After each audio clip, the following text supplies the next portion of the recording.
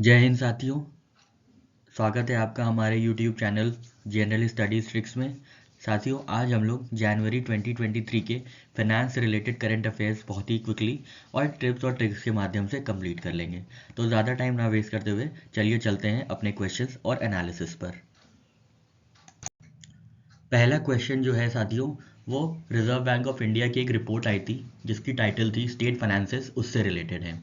तो आपको ये बताना है कि उसकी थीम क्या थी। The theme of the 2023 RBI annual report titled state finances is. तो थीम क्या है उस एनुअल रिपोर्ट की जिसको आरबीआई ने निकाला है और जिसका टाइटल है स्टेट फाइनेंसेस।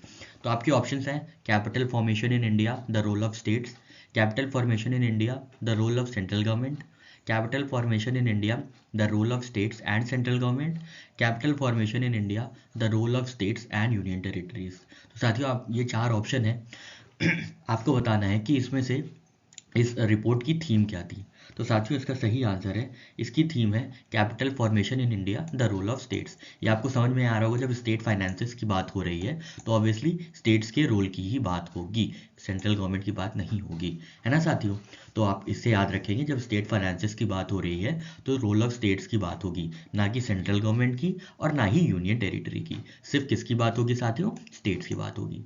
साथियों, ये बहुत ही इंपॉर्टेंट रिपोर्ट है क्योंकि इसमें बहुत ही फैक्चुअल डेटा सामने आए हैं जिसको आप अपने डिस्क्रिप्टिव एग्जाम्स में यूज़ कर सकते हैं, और हो सकता है इन्हीं से कुछ मल्टीपल चॉइस क्वेश्चंस भी उभर के बाहर आ सकते हैं। तो देख लेते हैं इनकी एनालिसिस। तो इसमें की फिजिकल इंडिकेटर्स जो है, the states capital outlay GDP is budgeted to increase to 2.9% in physical year 2023 from 2.3%। तो स्टेट की जो आउटले है, मतलब जो जीडीपी है, स्टेट जीडीपी जिसको हम एसजीडीपी कहते हैं, नेशनल जो जीडीपी होती है उसको हम लोग जीडीपी ही कहते हैं, पर जो स्टेट की होती है उसको हम लोग एसजीडीपी मतलब स्टेट जीडीपी कहते हैं। तो वो बढ़ जाएगी 2.9% तक, ठीक है, 2.3% से। रेवेन्यू एक्सपेंडिचर जो होगा स्टेट्स का वो भी बढ़ेगा और इम्प्रूव होगा, मतलब तो 5.2। अभी कितना है फिजिकल ईयर 2022 में साथियों था 6.1, और ये इम्प्रूव होके हो जाएगा 5.2। आपको ये कमेंट सेक्शन में बताना है कि रेवेन्यू एक्सपेंडिचर क्या होता है, ठीक है। एक्सपेंडिचर साथियों दो तरह के होते हैं, एक कैपिटल एक्सपेंडिचर और एक रेवेन्यू एक्सपेंडिचर, ठीक है। रेवेन्यू एक्सपेंडिचर शॉर्ट टर्म्स के लिए होते हैं जिनसे रेवेन्यू जनरेट होती है, ठीक है। Capital expenditure long term assets में होते हैं जहाँ पे बहुत दिनों बाद, मतलब जैसे कोई ब्रिज खड़ा करना है, कोई डैम बनाना है, तो ये सब कैपिटल एक्सपेंडिचर होते हैं। रेवेन्यू एक्सपेंडिचर बहुत ही रिकरेंट होते हैं, जो हर बार देने होते हैं, जैसे आपकी सैलरीज हो गई, सब्सिडीज हो गई, इंटरेस्ट पेमेंट्स हो गए। तो ये सब आपको मतलब रिकरेंट होते हैं, हर महीने देना होता है, जैसे इंटरेस्ट पेमेंट, हर बार सैलरीज देनी होती है, हर बार सब्सिडीज देनी होती है ना। तो उसको रेवेन्यू एक्सपेंडिचर कहते हैं, और जो वन टाइम पेमेंट होता है कैपिटल एक्सपेंडिचर उसको कहते हैं, ठीक है। तो आशा करता हूँ आपको ये दोनों डिफरेंस समझ में आ गया होगा। तो रेवेन्यू एक्सपेंडिचर साथियों 6.1 था FY 2022 में, जो कि इंप्रूव होके 5.2 होना है। स्टेट जीडीपी क्या था, 2.9% हो जाएगा, बढ़कर 2.3% से। State consolidated gross physical deficit, ठीक है, consolidated gross physical deficit rose to 4.1% of GDP, the highest level since physical year 2005। ये आपको याद रखना है, ठीक है। ये 2005 से बढ़कर पहली बार इतना हुआ है, इसलिए बहुत इंपॉर्टेंट डेटा है ये। तो जो कंसोलिडेटेड ग्रॉस फिजिकल डेफिसिट है, अब फिजिकल डेफिसिट आप मुझे बताइएगा, ये बहुत ही इंपॉर्टेंट टर्म है, ठीक है, और बहुत ही ईजी टर्म है फिजिकल डेफिसिट। डेफिसिट तो आप जान ही रहे हैं कि कोई घाटा होगा, ठीक है। अब फिजिकल का क्या मतलब, आपको ये कॉमेंट सेक्शन में बताना है, ठीक है। तो जो फिजिकल डेफिसिट था 21 में, फिजिकल ईयर 21 में, वो बढ़कर कितना हो गया, 4.1%। ये कंसोलिडेटेड है, मतलब सारे स्टेट्स का मिला के जो कंसोलिडेटेड ग्रॉस फिजिकल डेफिसिट है वो 4.1 हो गया है। लास्ट टाइम 5 फिजिकल ईयर 2005 में इतना था, ठीक है। नेक्स्ट पॉइंट है साथियों, फिजिकल ईयर 2023 में स्टेट की consolidated gross physical deficit is about 3.4% of GDP, which is with in centres indicative target of 4%, ठीक है। जो FY 23 में, ये FY 21 की बात हुई थी, ठीक है। आप ध्यान रखिएगा, जो स्टेट की फिजिकल डेफिसिट थी जो 4.1 पहुंच गई थी, वो फिजिकल ईयर 21 में पहुंच गई थी। पर फिजिकल ईयर 23 में जो स्टेट की कंसोलिडेटेड ग्रॉस फिजिकल डेफिसिट है वो है 3.4% ऑफ जीडीपी, और सेंटर ने लिमिट लगाई है कि 4% से ज़्यादा, जीडीपी के 4% से ज़्यादा आपको नहीं बढ़ाना है अपना फिजिकल डेफिसिट। मतलब कि जैसे मान लीजिए स्टेट का जीडीपी है 100 रुपये, ठीक है, 4% कितना हुआ, 4 रुपये। तो आप 4 रुपये से ज़्यादा उधार नहीं ले सकते या डेफिसिट नहीं क्रिएट कर सकते हैं, ठीक है। तो मतलब आपके पास टोटल खर्चा हो गया 104 रुपये, ठीक है, 100 रुपये आपका GDP है जो आप खर्च करेंगे, प्लस 4 जो आप बोरो कर सकते हैं, उससे ज़्यादा नहीं करेंगे। तो स्टेट्स ने कितना बोरो किया, 3 रुपये 40 पैसे। ठीक है, ये ऐसे एक इंडिकेटिव है, मैं आपको समझाने के लिए बता रहा हूँ। तो स्टेट का कंसोलिडेटेड ग्रॉस फिस्कल डेफिसिट जो है वो 3.4% है GDP का। ठीक है, ये दोनों इंपॉर्टेंट काफ़ी डेटा है। ठीक है, ये इंपॉर्टेंट है, आपको इनमें ध्यान रखना है कि जो फिजिकल डेफिसिट 21 में था वो 4.1% था, हाईएस्ट था सिंस 2005 फिजिकल ईयर। और जो कंसोलिडेटेड ग्रॉस फिजिकल डेफिसिट है 23 का, ठीक है, इज अबाउट 3.4%, जो कि सेंटर की रेंज में है ऑफ 4%। ठीक है साथियों, चलिए आगे बढ़ते हैं और अपनी नेक्स्ट एनालिसिस और क्वेश्चंस देखते हैं। नेक्स्ट क्वेश्चन भी साथियों आरबीआई की जो रिपोर्ट है स्टेट फाइनेंसेस उसी रिलेटेड है। तो आपका क्वेश्चन है, as per the RBI report title state finances which of the following state have the most outstanding guarantee at the end of March 2021। तो क्वेश्चन है आपका, आरबीआई की रिपोर्ट के अनुसार, स्टेट फाइनेंसेस के अनुसार, इनमें से कौन सा ऐसा राज्य है जिसमें आउटस्टैंडिंग गारंटी सबसे ज़्यादा है eight the end of March 2021। आपको बता दूं पहले कि आउटस्टैंडिंग गारंटी क्या होती है। सपोज करिए एक स्टेट गवर्नमेंट की एक एजेंसी है स्टेट इलेक्ट्रिसिटी बोर्ड, जिसको इलेक्ट्रिसिटी प्रोवाइड करनी है विलेज हैबिटेशन में, पर उसको अब पैसे चाहिए या लोन चाहिए। ठीक है, तो एसबीआई आता है आगे कि ठीक है हम आपको लोन देंगे। ठीक है, तो एसबीआई क्या करता है, स्टेट इलेक्ट्रिसिटी बोर्ड को लोन देता है, पर इसकी गारंटी क्या है कि अगर स्टेट इलेक्ट्रिसिटी बोर्ड डिफॉल्ट हो गया या अपने इंटरेस्ट सर्विस नहीं कर पाया तो क्या होगा, तो एसबीआई का घाटा हो जाएगा। तो इस केस में क्या होता है कि स्टेट गवर्नमेंट बीच में आती है और कहती है एसबीआई से कि ये जो है स्टेट इलेक्ट्रिसिटी बोर्ड की सारी जो एक्सपोजर्स हैं एसबीआई की तरफ, मतलब जितना भी एसबीआई ने लोन लिया है और जितना भी इंटरेस्ट पे लोन सर्विस करना है, वो सारी चीज़ें अगर स्टेट इलेक्ट्रिसिटी बोर्ड नहीं प्रोवाइड कर पाता है, नहीं सर्विस कर पाता है या डिफ़ॉल्ट हो जाता है, तो उस केस में जो स्टेट गवर्नमेंट है वो सारा भुगतान करेगी, वो सारे जितने भी एक्सपोजर्स हैं स्टेट इलेक्ट्रिसिटी बोर्ड के वो सारे फुलफिल करेगी टूवर्ड्स एसबीआई, मतलब एसबीआई को सारा घाटे का पैसा वो दे देगी। तो एसबीआई इस तरह एकदम केयरफ्री होकर स्टेट इलेक्ट्रिसिटी बोर्ड्स को आराम से लोन दे सकता है, इसी को आउटस्टैंडिंग गारंटी कहते हैं। ठीक है, आर्टिकल जो है Indian constitution article 293 sub clause 1, उसमें इस बात का जिक्र है आउटस्टैंडिंग गारंटी का। ठीक है साथियों, तो आपको यही बताना है कि इनमें से कौन सा ऐसा प्रदेश है जहाँ पे आउटस्टैंडिंग गारंटी मैक्सिमम थी eight the end of March 2021। आपके ऑप्शन हैं हिमाचल प्रदेश, तेलंगाना, आंध्र प्रदेश या हिमाचल प्रदेश। तो साथियों इसका सही जवाब है तेलंगाना। ठीक है, तेलंगाना के पास सबसे ज़्यादा आउटस्टैंडिंग गारंटी है। ठीक है, आउटस्टैंडिंग गारंटी सबसे ज़्यादा किसके पास है साथियों, तेलंगाना के पास। तो हम लोग देख लेते हैं क्या है। तो रिजर्व बैंक ऑफ इंडिया ने अभी रिपोर्ट रिलीज की, आपको पता है स्टेट फाइनेंसेस, जिसकी थीम है capital formation India in India the role of states. तो ये जो amount of guarantees issued by state governments increased from 3.1 lakh crore in 2017 to 7.4 lakh crore. ठीक है, तो फिजिकल ईयर 2023 में 7.4 लाख करोड़ तक ये हो चुका था। तो कौन कौन से इसमें, Andhra Pradesh, Telangana and Uttar Pradesh have the most outstanding guarantees at the end of March 2021। ठीक है, तो आपको समझ में आ गया आउटस्टैंडिंग गारंटी का मतलब क्या होता है। ठीक है, जहाँ पे स्टेट गवर्नमेंट सपोर्ट करती है अपनी एजेंसीज को ताकि वो आराम से काम कर सके, साइड बाय साइड वो जो भी लोन देता है फाइनेंशियल इंस्टीट्यूशन, कोई भी बैंक या फाइनेंशियल इंस्टीट्यूशन कोई लोन देता है स्टेट गवर्नमेंट की एजेंसी को, तो स्टेट गवर्नमेंट उनको मतलब गारंटी देता है कि अगर स्टेट गवर्नमेंट एजेंसी डिफ़ॉल्ट हो गई तो जो भी एक्सपोजर है स्टेट गवर्नमेंट एजेंसी का टूवर्ड्स बैंक, वो स्टेट गवर्नमेंट फुलफिल करेगी। इसका सीधा सा मतलब आउटस्टैंडिंग गारंटी का यही होता है। ठीक है साथियों, और इसमें सबसे ज़्यादा आउटस्टैंडिंग गारंटी किसकी है साथियों, जो गाना गाएगा उसी की सबसे ज़्यादा आउटस्टैंडिंग गारंटी है। ठीक है, सबसे ज़्यादा गाना कौन गा रहा है साथियों, तेलंगाना। ठीक है, सबसे ज़्यादा आउटस्टैंडिंग गारंटी का गाना कौन गा रहा है, तेलंगाना। ठीक है, तो आपको ऐसे याद रखना है। ठीक है साथियों, चलिए आगे बढ़ते हैं। यहाँ पे देखिए साथियों लिखा है कि गवर्नमेंट गारंटी क्या होती है। A government guarantee is an agreement between a financial institution, जैसे मैंने आपको बताया, एंड अ गवर्नमेंट एजेंसी, जैसा मैंने भी आपको बताया था। It typically stipulates that if a borrower were to trigger an event of default that couldn't be resolved, the government agency would make the financial institution hold on its exposure. ठीक है, तो जो गवर्नमेंट एजेंसी अगर default हो जाती है या government agency नहीं फुलफिल कर पाती है तो स्टेट गवर्नमेंट उसका जो है एक्सपोजर वो फुलफिल करेगा। और जो कॉन्स्टिट्यूशनल आर्टिकल है वो 293 सबसेक्शन 1 है of constitution of India, state government can give guarantees within such limits as fixed by legislature of the concern state. ठीक है, तो कॉन्स्टिट्यूशनल प्रोविजन ये है मतलब ये है गवर्नमेंट गारंटी का। ठीक है, अब देख लेते हैं कौन कौन से स्टेट्स हैं। तो RBI has observe that these liabilities are at risk to the state governments owing to the large outstanding debt losses to state public sector enterprises. ठीक है, जब लॉस होगा तभी ये सर्विस नहीं कर पाएंगे स्टेट पब्लिक सेक्टर एंटरप्राइजेस, और इसी के चक्कर में स्टेट गवर्नमेंट को आउटस्टैंडिंग जो गारंटी है वो डेवलप हो जाएगी, जिसकी वजह से जो फाइनेंशियल इंप्रूवमेंट्स होने चाहिए उनमें रिस्क आ जाएगा। ठीक है, the average guarantee given by state was 3.3% of their aggregate GSDP at the end of 2019-20। ठीक है, at least 16 states are expected to guarantee discount, ये स्टेट डिस्काउंट मतलब डिस्ट्रीब्यूशन एजेंसी। ठीक है, डिस्ट्रीब्यूशन कंपनीज जो होती हैं इलेक्ट्रिसिटी कंपनीज उनका होता है। ठीक है, तो यहाँ पे देख लेते हैं तेलंगाना की सबसे ज़्यादा, जैसे हमने बताया ना, जो गाना गाएगा उसकी आउटस्टैंडिंग लाइबिलिटी सबसे आउटस्टैंडिंग गारंटी सबसे ज़्यादा है। ठीक है, 9.4%। आपको परसेंट भी याद रखना है। ठीक है, आजकल क्योंकि आरबीआई और एग्जाम बहुत ही फैक्चुअल हो चुके हैं, उन यही नहीं वन लाइनर वो ऐसे नहीं पूछते, वन लाइनर वो अब फैक्चुअल भी पूछने लगे कि पर्टिकुलर जो आपकी वो रेट है आउटस्टैंडिंग गारंटी की वो कितनी है परसेंटेज में। ठीक है, तो आपको ये भी ध्यान में रखना है। तो तेलंगाना है वो है 9.4% पे, आंध्र प्रदेश जो है वो है 8% पे, और राजस्थान जो है वो भी है 8% पे।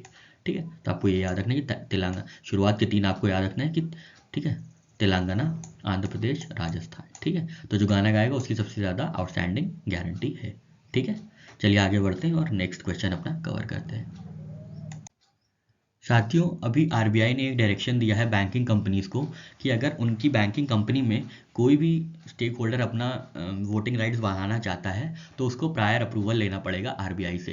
तो क्वेश्चन आपका यही है कि कितना परसेंट बढ़ाने पे आरबीआई की प्रायर अप्रूवल की ज़रूरत है। ठीक है, तो क्वेश्चन है आपका, RBI prior approval now a must for picking up over how much percentage stake in banks. ठीक है, यही क्वेश्चन है आपका कि बैंकिंग इंस्टीट्यूशंस में अगर आपको अपना स्टेक बढ़ाना है तो कितना स्टेक बढ़ाने पे आपको आरबीआई की प्रायर अप्रूवल की ज़रूरत होगी। आपके ऑप्शन है 3%, 4%, 5% या 6%।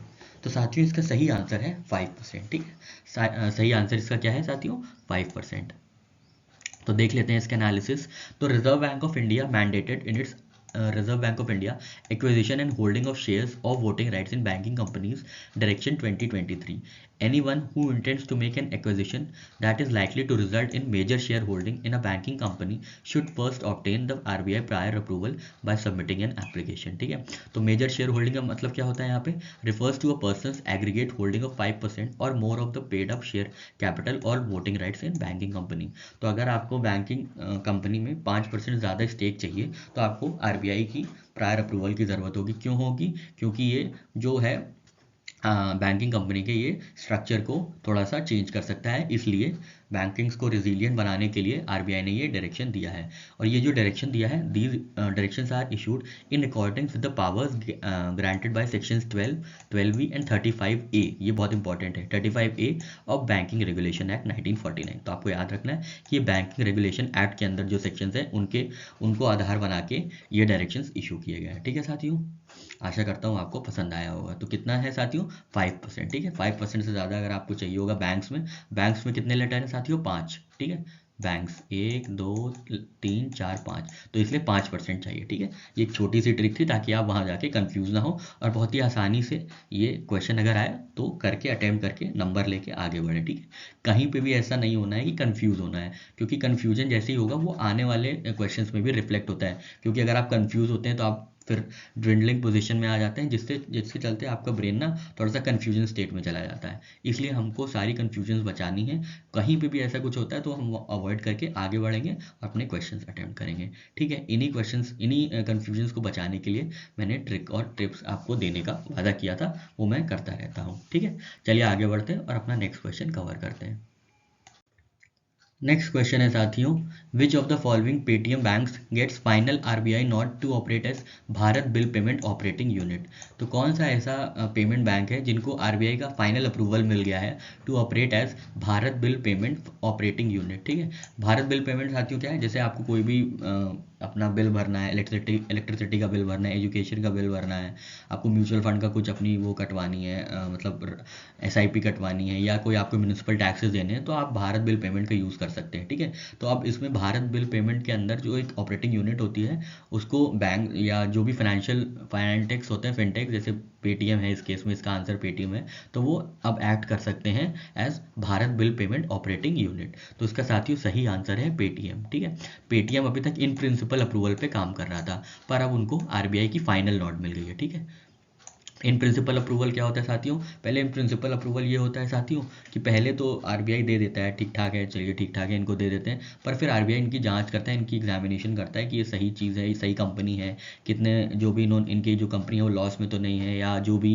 चीज़ें हैं इनके फाइनेंशियल फ्रॉड्स में तो रिलेटेड नहीं है, तब जाके वो फाइनल अप्रूवल देता है। तो पहले इन प्रिंसिपल अप्रूवल पेटीएम को ऑलरेडी मिल रखा था, पर अब फाइनल अप्रूवल मिल गया है।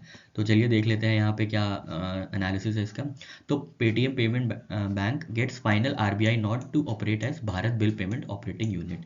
ठीक है, RBI has granted final approval to Paytm payment bank for it to operate as Bharat bill payment operating unit under payment and settlement act 2007। ठीक है, आपको ये याद रखना है किसके अंडर हुआ है, पेमेंट एंड सेटलमेंट एक्ट। जैसे आरबीआई ने अभी डायरेक्शन जारी किया था बैंकिंग्स के लिए, वो बैंकिंग रेगुलेशन एक्ट के अंदर था, वैसे ही जो बिल पेमेंट ऑपरेटिंग यूनिट की जो अप्रूवल है वो under payment and settlement system act के अंदर ये दिया गया है। ठीक है, एज अ पीबीपीओयू मतलब Paytm payment bank has the ultimate power to manage bill payment and aggregation business as an entity under Bharat bill payment system.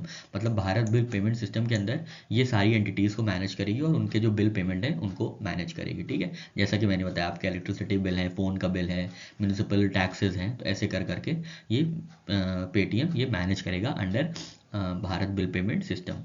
और भारत बिल पेमेंट सिस्टम जो है वो ओन करता है कौन? National payment corporation of India. ठीक है, अब यही यहाँ पे भी वही बात लिखी है, BPU it is permitted to provide bill payment services, जैसा कि मैंने बताया, water, insurance, gas, loan payments, credit card bills etcetera. ठीक है, और Paytm payment bank has been carrying out this activity until now with RBI in principle approval. ठीक है, RBI in principle approval अभी तक मिला हुआ था पेटीएम पेमेंट बैंक को, पर अब फाइनल अप्रूवल मिल चुका है। ठीक है, मतलब उनको ग्रीन लाइट मिल गई है, ये पूरी तरीके से आराम से ऑपरेट कर सकते हैं। ठीक है, तो आशा करता हूँ आपको ये सारी इन्फॉर्मेशन पसंद आई होगी। तो आरबीआई का final note Bharat bill payment के लिए किसको मिला है? पेटीएम को। ठीक है, पेटीएम करो, ठीक है, ऐसे वाला। ठीक है, चलिए आगे बढ़ते हैं और नेक्स्ट क्वेश्चन अपना लेते हैं। साथियों यहाँ पे कुछ सेट ऑफ इन्फॉर्मेशन है जो हम लोग को देख लेना चाहिए। तो अभी आरबीआई ने प्रिलिमिनरी डेटा निकाला है इंडिया बैलेंस ऑफ पेमेंट का for July September second quarter of physical year 2022 to 2023। मतलब पिछले साल के सेकेंड क्वार्टर का जो डेटा निकला है बैलेंस ऑफ पेमेंट का, उसको बताया गया है। तो इंडिया का जो करंट अकाउंट डेफिसिट है वो बढ़ गया है due to increase trade gap driven by high commodity prices and a weak rupee. ठीक है, पहले आपको बताते हैं कि करंट अकाउंट डेफिसिट क्या होता है ना साथियों, ताकि आपका बेसिक्स भी अच्छे से हो जाए और फिर उसको ऊपर अपना नॉलेज बेस बढ़ाने में आपको सहायता मिले। साथियों, करंट अकाउंट डेफिसिट का मतलब सीधा सीधा मतलब यही होता है कि कितना हम इंपोर्ट करते हैं और कितना हम एक्सपोर्ट करते हैं, उसका जो डिफरेंस होता है वही करंट अकाउंट डेफिसिट होता है। ठीक है, कितना हम इंपोर्ट करते हैं और कितना हम एक्सपोर्ट करते हैं। तो आप जानते हैं कि इंपोर्ट हम लोग क्या करते हैं, पेट्रोलियम प्रोडक्ट्स हम लोग सबसे ज़्यादा इंपोर्ट करते हैं। ठीक है, पेट्रोलियम प्रोडक्ट्स हम लोग सबसे ज़्यादा पेट्रोलियम और नेचुरल गैस हम लोग सबसे ज़्यादा इंपोर्ट करते हैं। अब नेचुरल गैस ज़्यादातर कहाँ से आता है? रशिया से। अब रशिया क्या है, Russia is involve in conflict, तो वहाँ से काफ़ी सप्लाई चेंज इसकी वजह से काफ़ी सप्लाई चेंज जो है वो इफेक्ट हुई हैं, जिसकी वजह से उसका किराया या आप कहें उसका प्राइस बढ़ गया है। साथ ही साथ रुपी भी डिक्लाइन करा है ना, रुपी डेप्रिशिएट करा है, जिसकी वजह से मान लीजिए हम लोग को पहले एक डेप्रिसिएशन ऑफ रुपी भी इसमें काफ़ी हद तक इसके लिए जिम्मेदार है कि जो हम लोग की करेंट अकाउंट डेफिसिट बढ़ी है। वीक रुपी से मतलब क्या है साथियों, मान लीजिए पिछले साल तक हम लोग 1 लीटर जो तेल था, मान लीजिए हम लोग सऊदी अरेबिया से 1 लीटर तेल ले रहे थे, तो उसके लिए हम लोग 100 रुपये दे रहे थे। ठीक है, 100 रुपये दे रहे थे, पर अब हम लोग का जो वो है रुपी है वो गिरकर, तब उस समय चल रहा था 1 रुपये, मतलब $1 इज इक्वल टू 80 रुपीज़। ठीक है, ये चल रहा था एक्सचेंज रेट, पर अब बढ़ के वो हो गया 85। ठीक है, 85। तो पहले हम एक लीटर के लिए हम लोग 80 रुपये दे रहे थे, और अब 1 लीटर के लिए हम लोग कितने दे रहे हैं? 85 रुपीज़ दे रहे हैं। तो हम लोग का ये रुपी वीक हो गया, डिप्रिशिएट हो गया रुपी, है ना, अपनी करेंसी वीक हो गई, जिसकी वजह से हम लोग को ज़्यादा, एक ही लीटर के लिए हम लोग को ज़्यादा भुगतान करना पड़ रहा था, ज़्यादा पेमेंट करना पड़ रहा था, ठीक है। अब यहाँ पे ये हो गया वीक रुपी का सिनेरियो। अब कमोडिटी प्राइस का क्या था, मान लीजिए हम 1 लीटर के लिए 10 रुपये देते थे किसी सप्लाई चेन्स को, या बीच में जो भी सप्लाई करता था हम लोग को तेल, मान लीजिए कोई शिपिंग कंपनी है, वो पहले हम लोग से 10 रुपये किराया लेती थी 1 लीटर पेट्रोल डिलीवर करने का, ठीक है। पर अब क्योंकि उन्हें बहुत खतरों से खेलना है, क्योंकि Russia is involve in conflict with Ukraine, ठीक है। तो उनको अब लगता है कि हमारी जो सप्लाई चेन्स है वो रिस्क में है, तो वो ज़्यादा आपसे ज़्यादा पैसा लेंगे। तो वही 1 लीटर प्रोवाइड करने के लिए पहले वो 10 रुपये ले रहे थे, अब वो 25 रुपये ले रहे हैं, ठीक है। ठीक है, तो इससे भी हमारा पेमेंट बढ़ाना, हमारा भुगतान बढ़ा। तो यहाँ पे दो चीज़ों की वजह से हाई कमोडिटी प्राइसेस, तो वही जो कमोडिटी आप 100 रुपये में ले रहे थे, अब वो 125 की हो गई। किस वजह से, डेप्रिसिएशन ऑफ रुपी की वजह से, और ये जो हाई कमोडिटी प्राइसेस की वजह से। हाई कमोडिटी प्राइसेस क्यों बढ़े, क्योंकि सप्लाई चेन्स इफेक्ट हुई। सप्लाई चेन्स क्यों इफेक्ट हुई साथियों, क्योंकि कॉन्फ्लिक्ट हो रहा है रशिया और यूक्रेन में, ठीक है। इसलिए देखिए कैसे कैसे चीज़ें इंटरलिंक्ड है सारी, एक डोमिनो इफेक्ट होता है ना, एक गिरेगा तो सब गिरेंगे, ठीक है। तो ऐसे ही होता है, एक चीज़ इफेक्ट होगी तो बढ़ बढ़ के वो आगे आपको फाइनली आपके रुपी में इफेक्ट दिखाएगा या करंट अकाउंट डेफिसिट क्रिएट कर देगा, ठीक है। तो करंट अकाउंट डेफिसिट का यही मतलब होता है कि कितना हम एक्सपोर्ट करते हैं और कितना हम इंपोर्ट करते हैं, उसका डिफरेंस। ऑब्वियसली हम लोग इंपोर्ट ज़्यादा करते हैं, एक्सपोर्ट कम करते हैं, इसलिए करंट अकाउंट डेफिसिट अधिकतर बना रहता है, ठीक है। भारत के इकोनॉमिक हिस्ट्री में दो ही तीन ऐसे इंस्टेंसेस हैं जब हमारा फेवरेबल करंट अकाउंट डेफिसिट था, ठीक है।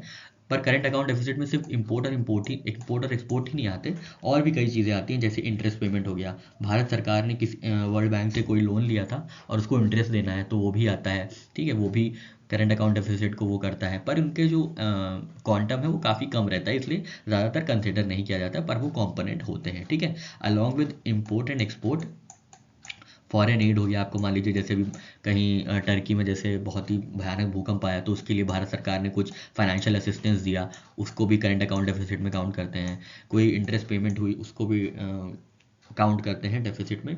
पर ये है ना, ये सब ये वाले कंपोनेंट ये काफ़ी लो होते हैं, इसलिए ज़्यादातर ये इफेक्ट नहीं करते, इतना इफेक्ट नहीं करते जितना हाई कमोडिटी प्राइसेस इफेक्ट करती हैं और जितना वीकनिंग ऑफ रुपी करता है, ठीक है। तो देख लेते हैं हम लोग क्या है ये, इनके फिगर्स देख लेते हैं। In absolute terms current account deficit was 36.40 billion in Q2 of physical 2023, which is highest in more than a decade. तो आपको याद रखना है इसकी प्रॉपर आपको 36-40, ठीक है, 36-40 दोनों ही फिगर आपस में मतलब नज़दीक है ना, पास है 36 और 40। तो आपको याद रखना है ऐसे 36 और 40 जो है वो है CAD, ठीक है। 36.40 बिलियन करंट अकाउंट डेफिसिट है, which is highest in more than a decade. तो क्योंकि हाइएस्ट इन अ डिकेड है तो आपको याद रखना है इसका एब्सोल्यूट टर्म भी याद रखना है, ठीक है। परसेंटेज तो आप बहुत आसानी से याद रखेंगे, ठीक है। ये जो 0.4 है ना, मतलब 0.40 है, इसी का 0.44 हो गया, ठीक है। आप बस ऐसे लिंक कर देंगे, ठीक है। 36.40 है और 4.4 इनका परसेंटेज है GDP का, जो कि करंट अकाउंट डेफिसिट क्रिएट कर रहा है, ठीक है। Highest since June quarter of 2013, ठीक है। तो 2013 के बाद से पहली बार इतना ज़्यादा हुआ है कि, ठीक है, क्योंकि अभी क्या है, अभी हम लोग कोरोना से उबर नहीं पाए हैं, प्लस रशिया यूक्रेन का कॉन्फ्लिक्ट हुआ ही जा रहा है, रुपी वीक हो ही रहा है, ठीक है। तो ऐसे चल इसी वजह से करंट अकाउंट डेफिसिट इतना क्रिएट हो गया है। कितना क्रिएट एब्सोल्यूट टर्म्स में साथियों कितना है, 36-40, मतलब 36.40, और परसेंटेज टर्म्स में 4.44, ठीक है। देखिए 36.40 यहाँ पे 0.40 है ना, 0.40 सॉरी 0.4 है, और यहाँ पे 0.4 है, 4.4, ठीक है। तो आपको ऐसे याद रखना है, और ये दोनों हाईएस्ट इन 10 सालों में हाईएस्ट है, ठीक है। India's current account deficit is up from $18.2 billion in Q1 of fiscal 2023 and a deficit of $9.7 billion, 1.3% of GDP in Q2 of fiscal year 2022, ठीक है। तो इतना GDP था, पर अब वो बढ़ के कितना हो गया है, 36.40 हो गया एब्सोल्यूट टर्म्स में, और 4.4% हो गया है परसेंटेज टर्म्स में, ठीक है साथियों। आशा करता हूँ आपको सारे बेसिक्स क्लियर हुए होंगे, और आपके एब्सोल्यूटली आपको जो एब्सोल्यूट टर्म्स हैं वो भी आपको याद हो गया होगा, ठीक है। करंट अकाउंट डेफिसिट आपको समझ में आ गया, 36.40 इसके एब्सोल्यूट टर्म्स में है CAD, और 4.4 परसेंटेज टर्म्स में है, ठीक है साथियों। चलिए आगे बढ़ते हैं और इससे रिलेटेड कुछ और न्यूज़ देख लेते हैं। यहाँ भी कुछ सेट ऑफ इन्फॉर्मेशन है जो हम लोग देख लेते हैं साथियों। तो जो बैंक का नेट NPA है वो एट 10 ईयर लो है, ठीक है। बैंक का NPA जो है, नेट NPA, वो एट 10 ईयर लो है। तो ये कहाँ पे बताया गया है, तो RBI ने अभी रिलीज़ की थी अपनी 26th financial stability report, which states that collective assessment of sub committee of financial statement and financial stability and development council on risk to financial stability and resilience of financial system, it is publish biannually. आप याद रखिएगा ये FSR जो है वो RBI publish करता है। कब पब्लिश करता है? बाय एनुअली, ठीक है। और ये कौन सी रिपोर्ट है? 26, ठीक है। तो साथियों पहले हम लोग देख लेते हैं NPA क्या मतलब होता है। NPA का सीधा सा मतलब होता है नॉन परफॉर्मिंग एसेट्स। कौन से एसेट्स? जो होते हैं नॉन परफॉर्मिंग। बैंक्स के टर्म में एसेट्स कौन से नॉन परफॉर्मिंग होंगे? जिसमें ना ही प्रिंसिपल अमाउंट मिला हो और ना ही इंटरेस्ट मिला हो। मान लीजिए किसी बैंक ने किसी को 10 रुपये दिए हैं और उस पर 2% इंटरेस्ट रेट लगाया है, ठीक है। अब किसी पर्सन को जिसको दिए हैं ये 10 रुपये और 2 रुपये के इंटरेस्ट रेट पे, ठीक है, तो वो ना 10 रुपये वापस मिल रहे हैं और ना ही जो 2% का इंटरेस्ट रेट है वो भी सर्विस कर पा रहे हैं। तो इसी नॉन परफॉर्मेंस को, एसेट से रिलेटेड नॉन परफॉर्मेंस को NPA कहते हैं। बहुत ही आसानी से मैंने आपको समझा दिया है, आशा करता हूँ आपको समझ में आया गया होगा, ठीक है। अब ये आपको ध्यान रखना है कि नॉन परफॉर्मिंग एसेट्स कब नॉन परफॉर्मिंग होते हैं? जब 90 दिनों के भीतर, 90 दिनों के अंदर ये चीज़ें नहीं होती हैं। क्या क्या चीज़ें नहीं होती हैं? या तो प्रिंसिपल अमाउंट ना मिला हो और ना ही इंटरेस्ट सर्विसिंग हुई हो, ठीक है। ना ही इंटरेस्ट पे किया हो और ना ही प्रिंसिपल वापस किया हो। कब तक? 90 दिनों तक, मतलब मोटा मोटा मान लीजिए 3 महीना, ठीक है। तब आपका जो एसेट होगा वो नॉन परफॉर्मिंग हो जाएगा, ठीक है। अब इसके बाद क्या होता है साथियों? बैंक्स जो होते हैं वो उनको करना होता है, RBI ने डायरेक्शन दिया है कि जो बैंक्स होते हैं they are required to classify NPAs further into sub standard, doubtful और लॉस एसेट्स, ठीक है। अब NPA बना, ठीक है। NPA पे ही आके कहानी नहीं खत्म हो जाएगी। NPA के आगे साथियों कौन कौन से एसेट्स होते हैं? एक तो होते हैं सब स्टैंडर्ड एसेट्स, ठीक है, सब स्टैंडर्ड एसेट्स। फिर आते हैं एक डाउटफुल एसेट्स, ठीक है, डाउटफुल एसेट्स। और फिर आते हैं लॉस्ट एसेट्स, ठीक है। डाउटफुल सब स्टैंडर्ड एसेट्स कौन से होते हैं? जो कि नॉन परफॉर्मेंस ही होते हैं, जिनकी ना प्रिंसिपल मिल रही होती है और ना ही इंटरेस्ट सर्विस हो रही होती है 12 महीने तक, ठीक है। यहाँ जैसे 90 दिन था, 90 दिन पे ये NPA हो गए और 12 महीने तक ये अगर ना किए जाएँ तो ये सब स्टैंडर्ड NPA हो गए, ठीक है। सब स्टैंडर्ड NPA हो गए यहाँ पे, ठीक है, सब स्टैंडर्ड NPA हो गए। उसके बाद क्या होता है? डाउटफुल एसेट कब होगा? जब 12 महीने के बाद भी ये नहीं किया जा रहा है, ये नॉन परफॉर्मेंस जो एक्टिविटीज है वो चली 12 महीने के बाद भी, 12 महीने के आगे तक चलती रही, ठीक है। जैसे 13वां महीना आया, 14वां महीना, 15वां महीना, 2 साल, 3 साल, तो वो क्या हो गया? वो हो गया डाउटफुल एसेट। अब लोगों को डाउट होने लगा भैया ये एसेट आएगा कि भी नहीं आएगा, या ये एसेट परफॉर्म करेगा भी या नहीं करेगा। परफॉर्मेंस का मतलब साथियों यही है यहाँ पे, या तो प्रिंसिपल देना और या तो इंटरेस्ट सर्विस करना, ठीक है। बैंक्स के टर्म्स में यही होता है नॉन परफॉर्मेंस, ठीक है। तो अब डाउटफुल एसेट्स कब होगा? जब ये ना ही प्रिंसिपल अमाउंट वापस हुआ हो और ना ही इंटरेस्ट सर्विसिंग वापस हुई हो for a period greater than 12 months, ठीक है। 12 मंथ्स तक होता तो क्या होता? सब स्टैंडर्ड हो जाता। 12 मंथ्स के ज़्यादा हो गया है तो डाउटफुल हो गया है, ठीक है। और लॉस एसेट क्या होता है? तो लॉस एसेट्स का RBI ने एज सच कोई डेफिनेशन नहीं दी है, पर उसने इतना बोला है, lost asset is considered uncollectable and of such little value that its continuance as bankable asset is not warranted although there may be some salvage or recovery value, ठीक है। तो लॉस एसेट्स ऐसे ही होते हैं जहाँ पे जिनको कलेक्ट करना थोड़ा सा कठिन हो जाता है और अनकलेक्टेबल सिनेरियो हो जाता है। जैसे मेहुल चौकसी के केस में था, जो भाग गए हैं पैसा लेके, तो उनके केस में क्या हो गया है? लॉस एसेट्स हो गए हैं, क्योंकि उनसे अभी कलेक्ट करना थोड़ा सा इम्पॉसिबल लग रहा है, या थोड़ा सा अनकलेक्टेबल एसेट्स उनके लग रहे हैं, इसलिए वो लॉस एसेट्स में आ जाते हैं, ठीक है साथियों। तो आशा करता हूँ आपको ये क्लासिफिकेशन भी समझ में आया होगा। तो NPA कब बनेगा साथियों? ठीक है, नॉन परफॉर्मेंस कब होगा? जब 90 दिन होंगे। इसी में सब स्टैंडर्ड कब होगा? जब 12 महीने हो जाएंगे, ठीक है। डाउटफुल कब होगा? जब 12 प्लस महीने हो जाएंगे। और लॉस एसेट्स का तो कोई वही नहीं है, जब एकदम लास्ट वाली कैटेगरी होगी लॉस एसेट्स, ठीक है। तो यहाँ पे हम लोग ने NPA वाली चीज़ क्लियर कर ली। तो जो ग्रॉस नॉन परफॉर्मिंग रेशियो है scheduled commercial banks fell to 7 year low by low of 5%, ठीक है।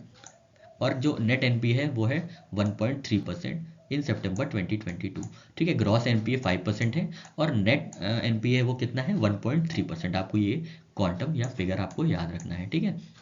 कितना कितना है साथियों? 5% है ग्रॉस NPA और 1.3% है नेट NPA, ठीक है। The system level capital at risk weighted asset CRAR in September baseline, ये चलिए अभी बात की बाद में देखेंगे, ये नहीं ज़रूरी है, बस आपको इतना याद रखना है। जो GNPA मतलब ग्रॉस नॉन परफॉर्मिंग एसेट है वो है 5%, और जो नेट परसेंट है वो है नेट NPA है वो है 1.3%। और आशा करता हूँ आपको ये NPA की क्लासिफिकेशन बहुत आराम से समझ में आया होगा, ठीक है। चलिए आगे बढ़ते हैं और नेक्स्ट न्यूज़ अपनी कवर करते हैं। साथियों अभी पीछे बात हुई थी physical financial stability and development council की, तो उसके बारे में बात कर लेते हैं। तो ये नॉन स्टैट्यूटरी एपेक्स काउंसिल है अंडर मिनिस्ट्री ऑफ फाइनेंस। ठीक है, नॉन स्टैट्यूटरी मतलब क्या है, ये किसी लेजिस्लेशन से नहीं बना है, मतलब लेजिस्लेशन मतलब जो पार्लियामेंट लॉ पास करती है उसके अकॉर्डिंग ये नहीं बना है। ठीक है, तो ये नॉन स्टैट्यूटरी एपेक्स काउंसिल है। ये किसके अंडर काम करती है, ऑब्वियसली मिनिस्ट्री ऑफ फाइनेंस के अंडर काम करती है। ठीक है, एग्जीक्यूटिव ऑर्डर से बनी है, मतलब एग्जीक्यूटिव ऑर्डर कौन जनरली देता है, प्रेसिडेंट के एग्जीक्यूटिव ऑर्डर से बनी है। ठीक है, इन 2012 में इसका फॉर्मेशन हुआ था। तो रघुराम राजन कमेटी ने इसको प्रपोज किया था। ठीक है, Raghuram Rajan committee 2008 on financial sector reforms first propose the creation of FSDC. FSDC को कौन हेड करता है साथियों, ऑब्वियसली फाइनेंस मिनिस्टर। ठीक है, and its member includes head of all financial sector regulators, RBI, SEBI, IRDA, PFRDA, finance secretary. ठीक है, ये सब लोग होते हैं उसमें। 2018 में साथियों government reconstituted FSDC to include minister of state responsible for department of economic affairs. ठीक है, तो मिनिस्टर ऑफ स्टेट को भी इंक्लूड किया गया था 2018 में। ठीक है, ये इंपॉर्टेंट क्वेश्चन है। एफएसडीसी को जो सब कमेटी होती है उसको आरबीआई हेड करता है। ठीक है, गवर्नर ऑफ आरबीआई हेड करता है एफएसडीसी की सब कमेटी को। पर वैसे एफएसडीसी को कौन हेड करता है साथियों, फाइनेंस मिनिस्टर। ठीक है, फाइनेंस मिनिस्टर जो एफएसडीसी है वो, उसको कौन हेड करता है, फाइनेंस मिनिस्टर। सब कमेटी जो होगी उसको कौन हेड करेगा, गवर्नर ऑफ आरबीआई। ठीक है, आपको याद रखना गवर्नर ऑफ आरबीआई। तो यहाँ पे हम लोग का एफएसडीसी भी कंप्लीट हो जाता है। पीछे हम लोग ने एनपीए भी देख लिया था, तो हम लोग के यहाँ पे काफ़ी बेसिक्स क्लियर हो जाते हैं। चलिए आगे बढ़ते हैं और अपनी नेक्स्ट न्यूज़ कवर करते हैं। नेक्स्ट क्वेश्चन है साथियों, अभी हाल ही में रिजर्व बैंक ने रिस्ट्रिक्शंस लिफ्ट किए हैं for recovery operations via third party collection agents. ठीक है, तो अभी आरबीआई ने एक ऐसी एंटिटी है जिसके ऊपर recovery options via third party के लिए रिस्ट्रिक्शंस लगा था, पर अब वो रिस्ट्रिक्शंस हट चुके हैं। तो आपको बताना है वो कौन सी फाइनेंशियल सर्विसेज हैं। तो आपका क्वेश्चन है, reserve bank of India lifted restrictions on which of the following services for recovery operations via third party collection agents.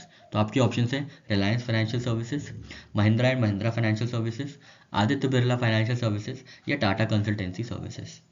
तो साथियों इसका सही आंसर है Mahindra and Mahindra financial services. ठीक है, तो RBI lift restrictions on Mahindra and Mahindra financial services on recovery operations via third party collection agents. ठीक है, तो जो recovery operation via third party collection agents हैं वो किस पे रिस्ट्रिक्शन लगे थे, वो महिंद्रा एंड महिंद्रा पे लगे थे, पर अब वो हटा दिए गए हैं। ठीक है, in September 2022 RBI in exercise of its power under section 45L subsection 1B of RBI act 1934 bars Mahindra and Mahindra financial services from carrying out any recovery और repossession activity through outsourcing arrangements. ठीक है, तो आरबीआई एक्ट 1934 के मुताबिक ये काम किया गया था। ठीक है, आपको याद रखना है कि किसके अंडर कौन सा डायरेक्शन दिया जा रहा है। जैसे अभी हम लोगों ने देखा था ना कि बैंकिंग डायरेक्शंस किसके अंडर में दिए गए थे, बैंकिंग रेगुलेशन एक्ट के अंदर। पर ये जो रिस्ट्रिक्शन लगाया गया था ये आरबीआई एक्ट 1934 के अंदर लगाया गया था। तो किसके अंदर लगाया गया था साथियों, महिंद्रा एंड महिंद्रा के ऊपर। ठीक है, तो आपको याद रखना है कि क्योंकि यहाँ पे ट्रिक है आपके लिए ये कि जो रिकवरी ऑपरेशंस होते हैं ना वो बहुत महीन होते हैं। ठीक है, महीन मतलब बहुत ही सोफिस्टिकेटेड होते हैं रिकवरी ऑपरेशंस। ठीक है, किसी से ज़्यादा कुछ चीज़ें रिकवर करना ऑब्वियसली बहुत ही सोफिस्टिकेटेड काम है, बहुत मतलब कॉन्फ्लिक्ट्स हो जाते हैं इसी चक्कर में। ठीक है, तो आपको याद रखना है रिकवरी ऑपरेशन क्या है साथियों, बहुत ही महीन है। ठीक है, महीन मतलब महिंद्रा। ठीक है, महिंद्रा फाइनेंशियल सर्विसेज के ऊपर recovery operations via third party collection agents के लिए जो रिस्ट्रिक्शन लगा था वो अब लिफ्ट कर दिया गया है। तो आप कैसे याद रखेंगे, रिकवरी ऑपरेशन बहुत ही महीन ऑपरेशन है। ठीक है, रिकवरी ऑपरेशन जो है बहुत महीन ऑपरेशन है, महीन मतलब महिंद्रा। आशा करता हूँ आपको ये ट्रिक पसंद आई होगी। चलिए आगे बढ़ते हैं और नेक्स्ट न्यूज़ अपनी कवर करते हैं। यहाँ पे भी कुछ सेट ऑफ इन्फॉर्मेशन हैं सिस्टमिक इंपॉर्टेंट बैंक से रिलेटेड। तो साथियों मैं पहले आपको थोड़ा सा बैकग्राउंड दे दूँ ताकि आपको ये चीज़ अच्छे से समझ में आ जाएगी। आप जानते होंगे 2008-2009 में ना फाइनेंशियल क्राइसिस हुई थी जिसकी वजह से काफ़ी वर्ल्ड पूरा ऑलमोस्ट पूरा वर्ल्ड रिसेशन झेल रहा था। ठीक है, तो उसी रिसेशन को बचाने के लिए फिर से, क्योंकि वहाँ पे जो बड़े बड़े बैंक्स थे वो फेल हो चुके थे, वहाँ पे फाइनेंशियल इंस्टीट्यूशंस जो थे वो कोलैप्स कर गए थे।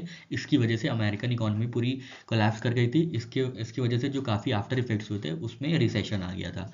ठीक है, तो ऐसे रिसेशन को बचाने के लिए फाइनेंशियल स्टेबिलिटी बोर्ड है जो G20 का है, फाइनेंशियल स्टेबिलिटी बोर्ड, उन्होंने डिसाइड किया कि हम लोग कुछ ऐसे इंस्टीट्यूशंस हैं जो काफ़ी इंपॉर्टेंट होंगे जिनकी वजह से अगर वो फेल होते हैं तो इकोनॉमी में रिसेशन आ सकता है। इसलिए उनको बचाने के लिए और इनको स्ट्रॉन्ग करने के लिए एक ऐसी लिस्ट जारी की गई थी जिसको सिस्टमिकली इंपॉर्टेंट बैंक्स या सिस्टमिकली इंपॉर्टेंट एनबीएफसीज या सिस्टमिकली इंपॉर्टेंट इंस्टीट्यूशंस बोलते थे। ठीक है, तो 2011 में पहली लिस्ट जारी हुई थी।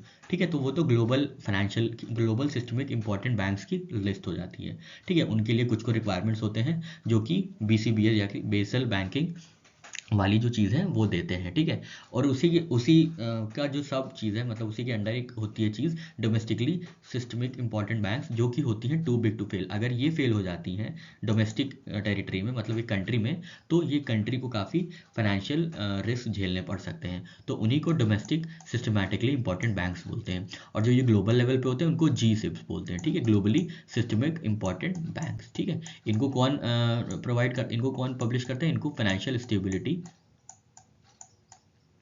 रिपोर्ट में आता है इनका। और इसको कौन करता है? इसको G20 पब्लिश करता है। ठीक है, और इसके लिए जो रिक्वायरमेंट्स होती हैं वो कौन प्रोवाइड करता है? Basel committee on banking supervision. ठीक है, BCBS। ठीक है, ये कुछ क्राइटेरियाज ले डाउन करता है जिसकी वजह से अगर कुछ चीज़ें ये फुलफिल कर लेते हैं फाइनेंशियल इंस्टीट्यूशंस तो वो सिस्टमिकली इंपॉर्टेंट हो जाते हैं। अब इसमें डोमेस्टिकली जो बात करें तो इसमें 3 बैंक्स ऐसे हैं इंडिया में जो सिस्टमिकली इंपॉर्टेंट बैंक्स हैं। वो कौन कौन से हैं? वो है HDFC, SBI और ICICI। ठीक है, तो आपको याद रखना है जो हिस बैंक है, हिस बैंक, HIS बैंक, हिस bank of RBI is systemically important bank. ठीक है, हिस बैंक। हिस से आप कैसे याद रखेंगे? हिस बैंक। ठीक है, हिस मतलब HDFC H से, I से ICICI और S से SBI। ठीक है, ये काफ़ी बैंक्स, ये तीनों बैंक्स काफ़ी इंपॉर्टेंट है इंडियन इकोनॉमी के लिए। ठीक है, तो ये टू बिग टू फेल है। ठीक है, too big to fail banks हैं। ठीक है, इसमें क्या होता है कि State Bank of India, ICICI bank and HDFC bank kept the status as D-SIBs under the same bucketing structure. ठीक है, आपको याद रखना है बकेटिंग स्ट्रक्चर क्या होता है? ये सिस्टमिकली इंपॉर्टेंट बैंक्स को फीचर करने के लिए ये बकेटिंग स्ट्रक्चर यूज़ किया जाता है। ठीक है, आपसे पूछ सकते हैं ना कि बकेटिंग स्ट्रक्चर किस लिए यूज़ किया जाता है? To identify systemically important banks. ठीक है, तो ये होता है बकेटिंग स्ट्रक्चर में, बेसिकली यही होता है। मान लीजिए 4 बकेट हैं आपके पास, तो किसमें कितना पानी है उसी हिसाब से आपको पता चलेगा कि कौन सा बैंक इंपॉर्टेंट है। ठीक है, जैसे मान लीजिए आपकी एक बाल्टी है या एक बकेट है, उसमें बहुत ही कम पानी है तो वो उतना इंपॉर्टेंट नहीं है, क्योंकि अगर वो उसमें पानी जो है उसमें अगर कहीं गिर भी जाता है तो उससे ज़्यादा फर्क नहीं पड़ेगा। पर अगर एक बकेट आपका पूरा भरा हुआ है पानी से, वो गिर जाता है, तब आपको दिक्कत होगी, परेशानी होगी। इसी तरीके से जो HDFC, ICICI और SBI हैं, उनके जो बकेट्स हैं, पर्टिकुलर बकेट्स हैं, वो काफ़ी फुलफिल्ड हैं, इसलिए इनको ये स्टेटस मिला है। ठीक है, देख लेते हैं। SBI ICICI को जो ये स्टेटस था वो 2015 और 2016 में मिला है, वाइल HDFC को कब मिला है? 2017 में। ठीक है, तो सबसे पहले SBI को मिला, फिर ICICI को, और फिर HDFC को। ठीक है, हिस का उल्टा, मतलब H सबसे लेटेस्ट है, 2017 में है मिला है, I उसके बाद मिला था, मतलब उससे पहले मिला था 2016 में, और S को 2015 मिला था। ठीक है, तो क्रोनोलॉजिकली आपको कवर हो गया है यहाँ पे ट्रिक के माध्यम से। क्रोनोलॉजिकली कब कब किसको किसको सिस्टमिकली इंपॉर्टेंट बैंक्स का दर्जा मिला है और वो कौन कौन से बैंक्स हैं ये भी कवर हो गया। तो दोनों डायमेंशन आपके कवर हो जाते हैं इसी एक कॉमन ट्रिक से। किससे? हिस से। ठीक है, तो HDFC, ICICI और स्टेट बैंक जो है वो सिस्टमिकली इंपॉर्टेंट बैंक्स हैं। ठीक है, तो और ये कहाँ कहाँ, H को कब मिला था? मतलब 2017 में इनको HDFC को दर्जा मिला था। I को कब दर्जा मिला था? 2016 में, और S को 2015 में। ठीक है, इन 2014 the framework for dealing with D-SIBs was introduce by RBI। ठीक है, तो D-SIBs का जो फ्रेमवर्क था वो RBI ने 2014 में एस्टैब्लिश किया था। इसी के बाद से 2015 में SBI को, 2016 में ICICI को, और 2017 में HDFC को। ठीक है, तो यहाँ से पूरी क्रोनोलॉजिकली आप कवर हो गया है कि D-SIBs का जो भी क्रोनोलॉजिकल डेवलपमेंट्स है वो कवर हो चुके हैं। ठीक है, तो आपको आशा करता हूँ आपको ये ट्रिक पसंद आई होगी और इससे रिलेटेड इन्फॉर्मेशन भी पसंद आई होगी जो ग्लोबल सिस्टमिक इंपॉर्टेंट बैंक से रिलेटेड है और जो डोमेस्टिक सिस्टमिक इंपॉर्टेंट बैंक से रिलेटेड है। चलिए आगे बढ़ते हैं और कुछ और चीज़ देख लेते हैं। यहाँ पे साथियों क्राइटेरिया है कि कैसे आइडेंटिफाई किया जाएगा DSIPs को सेलेक्ट किया जाएगा और असेस किया जाएगा।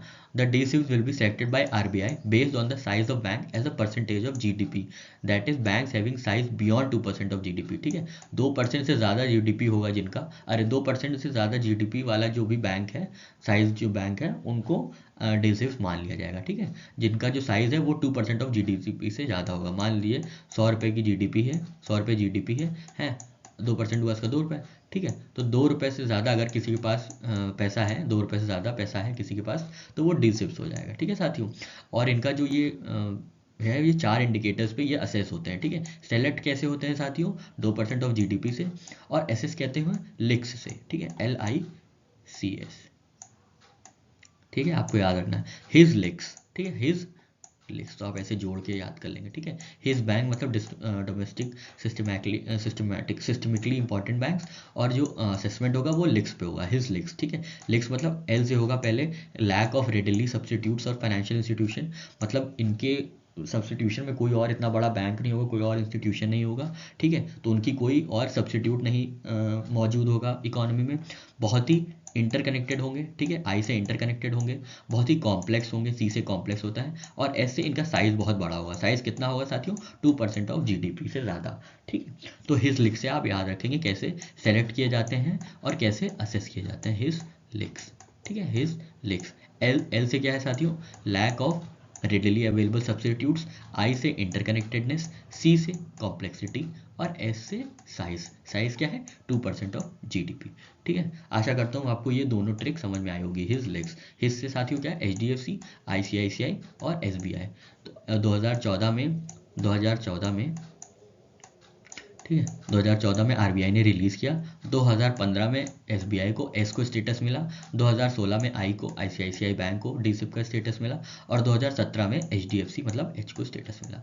ठीक है साथियों, पूरी सारी क्रोनोलॉजिकली डेवलपमेंट्स कवर हो चुके हैं, इनके साइज और असेसमेंट्स कवर हो चुके हैं, बाकी सारे डायमेंशंस कवर हो चुके हैं। हिज लिक्स, एस से बताया ना, एस से साइज, सी से कॉम्प्लेक्सिटी, आई से इंटरकनेक्टेडनेस, और एल से लैक ऑफ सब्स्टिट्यूट। ठीक है, आशा करता हूँ आपको ये पूरा समझ में आया होगा। चलिए आगे बढ़ते हैं और नेक्स्ट न्यूज़ अपनी कवर करते हैं। नेक्स्ट क्वेश्चन है साथियों, which of the following entities, finance entities applies for universal bank licence. तो किस फाइनेंशियल प्राइवेट एंटिटी ने अप्लाई किया है फॉर यूनिवर्सल बैंक लाइसेंस। आपके ऑप्शन है Bandhan bank, Morris and Morris, Shivalik bank, या अन्नपूर्णा बैंक। तो साथियों आपका सही आंसर है अन्नपूर्णा बैंक। ठीक है, ये ओडिशा बेस्ड है। ठीक है, तो RBI has received an application from Bhubaneswar based Annapurna finance private limited, formerly known as Annapurna micro finance private limited, under guidelines for on tap licensing of universal banks in private sector issued on 1 August 2016। तो किसने apply किया है साथियों universal bank के लिए, अन्नपूर्णा ने। आप कैसे याद रखेंगे, सारा यूनिवर्स अन्न खाता है ना, अन्न मतलब खाना या भोजन, आप जो भी समझें, ग्रेन्स। ठीक है, तो अन्न तो सारा यूनिवर्स खाता है। ठीक है, तो इसलिए यूनिवर्सल बैंक के लिए जो अप्लाई करेगा वो अन्न ही करेगा ना। ठीक है, तो आपको याद रखना है अन्न सारा यूनिवर्स खाता है, पूरा का पूरा यूनिवर्स अन्न खाता है, कोई ऐसा जीव नहीं है, जंतु नहीं है जो अन्न ना खाता हो। इसलिए यूनिवर्सल बैंकिंग में जो अप्लाई किया है वो है अन्नपूर्णा ने। ये कहाँ पे बेस्ड है, ओडिशा में बेस्ड है। ठीक है, चलिए आगे बढ़ते हैं और अपनी नेक्स्ट न्यूज़ कवर करते हैं। अब यहाँ पे हम लोग यूनिवर्सल बैंकिंग के बारे में कुछ देख लेते हैं ताकि आप लोग का बेस है वो भी क्लियर हो जाए। तो universal banks are financial entities like commercial banks, financial institutions, NBFCs that undertake multiple financial transactions. Obviously universal banking से ही समझ में आ रहा है कि ये मल्टीपल फाइनेंशियल ट्रांजैक्शंस करते होंगे, इसलिए यूनिवर्सल बैंक्स कहलाते हैं। ठीक है, इनको किसने प्रपोज किया था, they were propose that development financial institution by Narasimham committee. ठीक है, नरसिम्हम कमेटी ने इनको प्रपोज किया था, किसको, यूनिवर्सल बैंकिंग को। और ये यूनिवर्सल बैंकिंग में ऑन टैप बैंकिंग आ गई थी ना 2016 में। तो ये क्या है, on tap banking licence facility enables a window for making applications for bank licences at the RBI throughout the year. ठीक है, ऑन टैप मतलब जब भी चाहें आप अप्लाई कर सकते हैं बैंकिंग स्टेटस के लिए। इससे पहले क्या होता था, RBI खुद नॉमिनेशन इन्वाइट करती थी to be designated as banks, और यूनिवर्सल बैंक या स्मॉल फाइनेंस बैंक जैसा भी रिक्वायरमेंट होती थी। ठीक है, the year round window was introduce in 2016। ठीक है, 2016 में ये चीज़ इंट्रोड्यूस हुई थी with the view to further financial inclusion and creation of more financial institutions. ठीक है, prior to that banking licenses were granted upon invitation of applications by RBI to prospective players.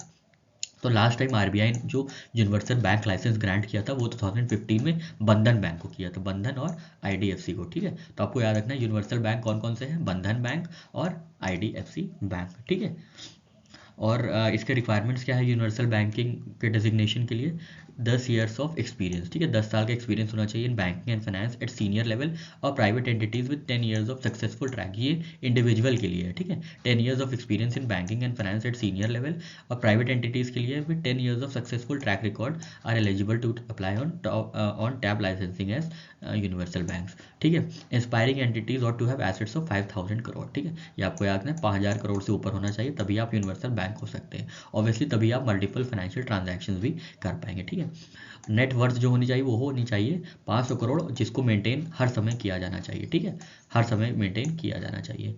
जो large industrial houses हैं are restricted to only invest in UBs up to only 10%। ठीक है, जो large industrial houses हैं वो खाली 10% तक universal banking में इन्वेस्ट कर सकते हैं, उससे ज़्यादा नहीं।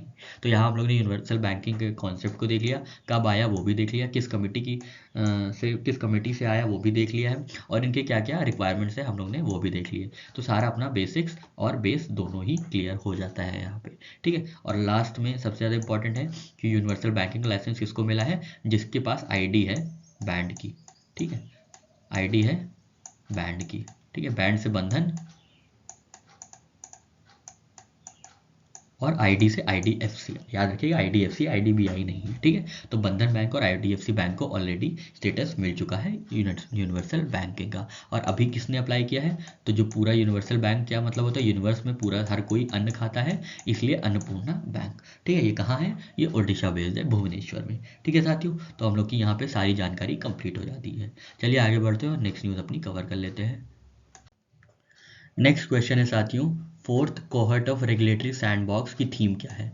रेगुलेटरी सैंडबॉक्स साथियों वो होता है जैसे एक मॉडिफाइड एनवायरनमेंट मिलता है, जैसे कोई नया प्रोडक्ट टेस्ट करना है तो उसको पायलट रन दिया जाता है। ठीक है, एक ऐसा रन दिया जाता है ताकि उसकी सारी चीज़ें, खामियां या अचीवमेंट्स उसकी सारी एक बार में निकल के आए, फिर जाके उसको यूनिवर्सली अप्लाई किया जाता है। ठीक है, पहले इसको क्या करते हैं, एक मॉडिफाइड एनवायरनमेंट में टेस्ट कर लेते हैं, टेस्ट रन दे देते हैं, उसके बाद से डिसाइड करते हैं कि इसको यूनिवर्सली एप्लीकेबल करना है या पब्लिक के लिए ये एप्लीकेशन देना है कि नहीं देना है, उसी को रेगुलेटरी सैंडबॉक्स कहते हैं, मतलब रेगुलेटरी सैंडबॉक्स। ठीक है, सैंडबॉक्स से मतलब क्या होता है, ये मतलब एक तरीके का, सैंड मतलब होती है ना बालू, तो मतलब इसके जो इफेक्ट्स होते हैं वो सिर्फ उसी तक सीमित रह जाते हैं, बाकी किसी और मतलब आफ्टर इफेक्ट्स ज़्यादा नहीं होते हैं, क्योंकि ये एक टेस्टेड एनवायरनमेंट में क्रिएट किया जाता है, तो उसी को रेगुलेटरी सैंडबॉक्स कहते हैं। ये 2019 में आया था, क्योंकि अब ज़्यादातर डिजिटल इनोवेशंस हो रहे हैं ना, ताकि जो फाइनेंशियल इंक्लूजन है और जो डिजिटल डिवाइड है वो कम हो, इसलिए रेगुलेटरी सैंडबॉक्स को सेटअप किया गया है, ताकि जो भी डिजिटल प्रोडक्ट्स की टेस्टिंग है वो आसानी से हो जाए।